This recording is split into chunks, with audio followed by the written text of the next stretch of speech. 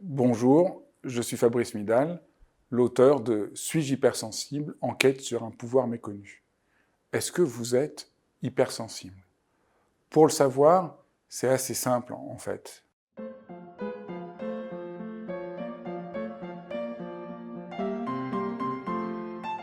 Je vais vous donner quelques-uns des critères et vous allez voir si ça vous correspond ou pas. Tous les critères n'ont pas besoin de vous correspondre, mais s'il y a plus d'une majorité, il y a de fortes chances que vous le soyez.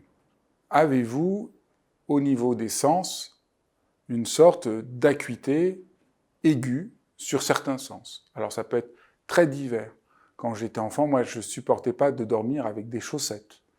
Mais ça peut être la chaleur, ça peut être certaines odeurs, ça peut être certains bruits. Euh, quand j'étais enfant, le contact des étiquettes des vêtements, je supportais pas. Et encore aujourd'hui, il y a certains sons qui me gênent profondément. Et vous? Est-ce qu'il y a des sons, des odeurs? Est-ce qu'il y a une dimension au niveau sensoriel qui a une intensité qui n'est pas complètement objectivement logique? Est-ce que, au niveau des émotions, vous êtes parfois comme submergé par des émotions alors que, objectivement, il n'y a rien de vraiment radical? Vous sentez le chagrin, de la tristesse, de la colère, de la joie, enfin, toutes sortes d'émotions qui viennent avec un peu d'intensité. Et là, il y a un peu un paradoxe au niveau émotionnel, c'est-à-dire que parfois vous sentez les émotions intensément, et c'est trop, et en même temps vous sentez vivant dans les émotions, vous sentez à quel point c'est juste.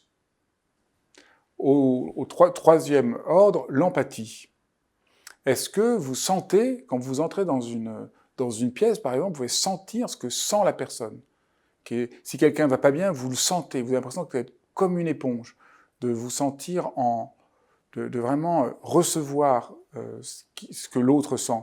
Euh, vous allez au boulot et vous sentez qu'il y a une collègue qui ne va pas bien, vous le sentez tout de suite, c'est physique. Vous n'avez pas besoin de réfléchir, il y a quelque chose de très immédiat. Au niveau social, est-ce que vous souffrez d'une sorte d'hypocrisie sociale, de, des relations un peu superficielles, où on se dit « Ah, on va se voir, on prendra un verre », puis c'est complètement des paroles en l'air, ou quand vous allez, toutes ces discussions de bavardage dans lesquelles vous ne sentez pas qu'il y a quelque chose de sincère, de profond, de vrai. Moi, je crois qu'on devrait relire le Misanthrope de Molière, et on verrait que c'est pas du tout quelqu'un qui n'aime pas les hommes, qui est misanthrope, c'est quelqu'un qui est hypersensible et qui supporte pas l'hypocrisie. Je ne sais pas si vous vous souvenez de l'histoire, mais il est absolument offusqué parce que il y a un mondain qui écrit des vers et tout le monde lui dit que ses vers sont très beaux et qu'il écrit très bien, alors que à l'évidence c'est nul. Et lui n'arrive pas à mentir, il comprend pas pourquoi les gens mentent. Donc ça, si vous êtes hypersensible, sans doute vous avez du mal avec la fausseté du jeu social et vous avez un souci de sincérité profond. Est-ce que vous êtes aussi créatif, que vous aimez inventer des choses, trouver de nouveaux chemins, inventer de nouvelles solutions, que quand ça devient vraiment tout rentre dans des cases, que tout est dans des protocoles, ça vous étouffe, vous avez besoin de sentir que c'est vivant, que vous êtes inventif. Donc voilà pas mal de critères, vous voyez. Et ce qui est intéressant, c'est que l'hypersensibilité permet de comprendre le lien entre tout ça, et particulièrement le fait que du coup votre esprit, devant cette multiplicité d'informations que vous sentez, au niveau sensoriel, au niveau émotionnel, au niveau empathique, au niveau social, fait que votre pensée a besoin de mettre en ordre cette multiplicité d'informations. Ce qui fait que votre esprit n'est pas, très très calme et pas très logique. Au lieu de faire A, puis B, puis C, puis D, les choses fusionnent, font comme des... Vous allez de A à C, puis vous avez des intuitions qui vont dans d'autres sens. C'est un peu divers et un peu, voilà, et un peu désordonné.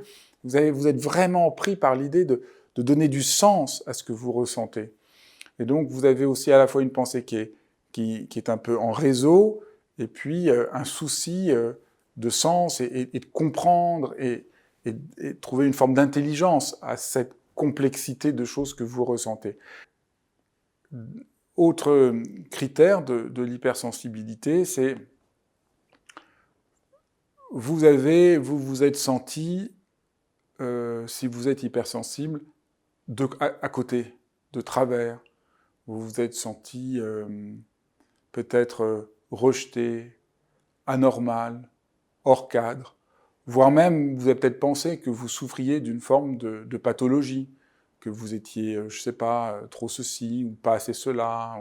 Parce que par rapport aux normes actuelles, l'hypersensibilité est rejetée. Le modèle de ce qu'on nous présente, c'est quelqu'un qui n'a pas trop d'état d'âme, qui n'a pas trop d'émotions, qui n'a pas trop d'empathie, qui fonctionne, qui est efficace. Et quand on est hypersensible, c'est pas ce qu'on veut, c'est pas ce qu'on souhaite. Quand vous êtes dans certains boulots, les luttes de pouvoir pour écraser les autres, tout ça, ça vous en foutez complètement. Les jeux de pouvoir, c'est pas votre problème. Vous avez envie d'harmonie, de sincérité, donc vous êtes mal à l'aise. Alors souvent, quand on est enfant, quand on était hypersensible, c'est un peu difficile et douloureux, parce qu'on n'a pas tout à fait les mêmes centres d'intérêt que les autres. Quand on grandit, ça peut être difficile. À l'adolescence, notre hypersensibilité fait qu'on n'arrive pas vraiment à se fondre dans le groupe. Et puis, plus tard, dans l'âge adulte, ça peut poser des difficultés au niveau du travail. Donc, ça, c'est aussi un critère d'hypersensibilité, le sentiment d'être différent. Et cette différence, après, elle est vécue de manière très différente. Pour certains, le fait d'être différent entraîne une vraie détresse émotionnelle. Pour d'autres, ça peut aller même jusqu'à une forme d'ébranlement cognitif. Ils ont l'impression de tellement pas fonctionner comme les autres. Mais pour d'autres, ça va développer une forme de créativité, d'inventer des nouvelles manières, de nouveaux métiers, de nouvelles manières de travailler. Ils vont inventer un chemin qui leur est propre. Donc il y a plein d'ici de modalités différentes.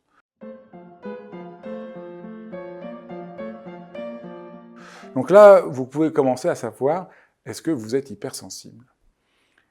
Et il n'y a pas, ce qui un peu déconcerte, c'est il n'y a pas, le critère pour savoir si vous êtes hypersensible, c'est est-ce que vous vous reconnaissez hypersensible avec ce que je dis? Il n'y a pas besoin de tests objectifs, d'examen, parce que ce n'est pas une maladie. On a beaucoup de mal aujourd'hui à réussir à comprendre que l'hypersensibilité, c'est une caractéristique, comme j'écris dans mon livre, il y a des gens qui sont homosexuels. Être homosexuel, c'est pas une maladie, c'est une caractéristique de vie. Et une fois que vous acceptez ce que vous êtes, eh ben voilà, il y a pas, tout va bien d'une certaine manière.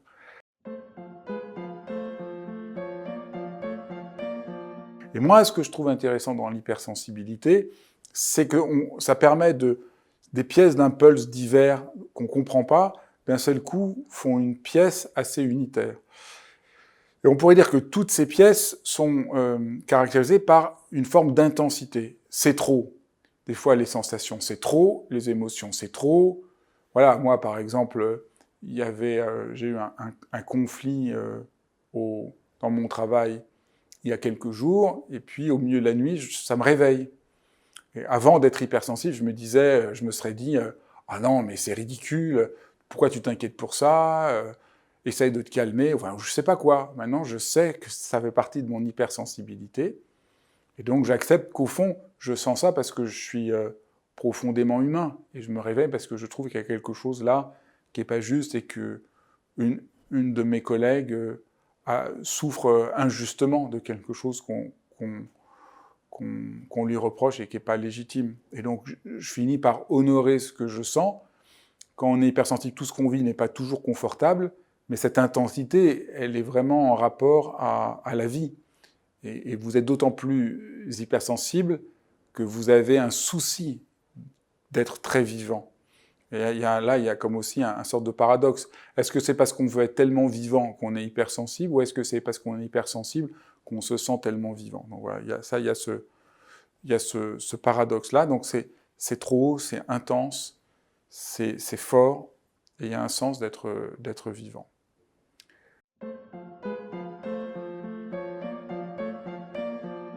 Nous avons beaucoup de mal à ne pas mettre l'hypersensibilité dans une case psychologique, d'essayer de comprendre quelle déficience, quelle maladie, quelle guérison, quel diagnostic on doit mettre. Tout ça, c'est hors sujet, parce que l'hypersensibilité, c'est pas une maladie, c'est une manière d'être.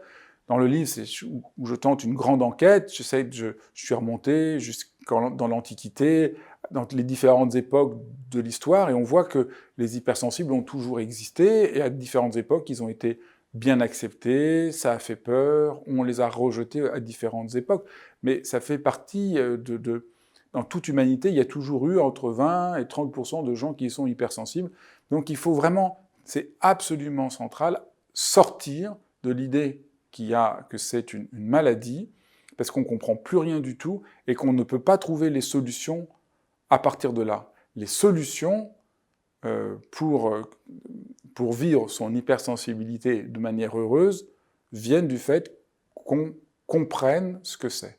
Car ça, c'est vraiment important, c'est quand on a la bonne carte de géographie, on peut partir en voyage. Quand on sait quel est, entre guillemets, le fonctionnement de notre esprit d'hypersensible, alors on se sent beaucoup plus à l'aise et heureux avec notre hypersensibilité.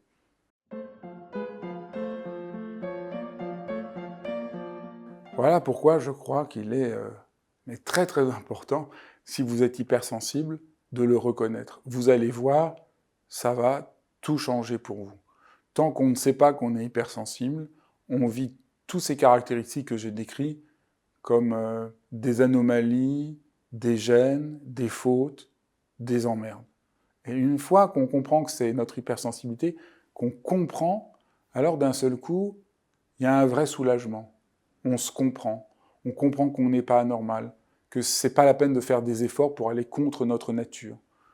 On se réconcilie avec soi et ça change de manière vraiment extraordinaire notre existence. Voilà, j'espère que ça vous a éclairé et que ça vous a permis de savoir si vous étiez hypersensible ou non, et en quoi c'est tellement essentiel de le savoir. Si cette vidéo vous a intéressé, surtout abonnez-vous à ma page YouTube pour ne pas manquer les prochaines vidéos dans lesquelles je vous expliquerai comment vivre son hypersensibilité de manière heureuse, comment en faire un pouvoir, comment essayer d'avoir des relations avec les autres plus heureuses et plus faciles. Voilà autant de défis que rencontrent souvent les hypersensibles.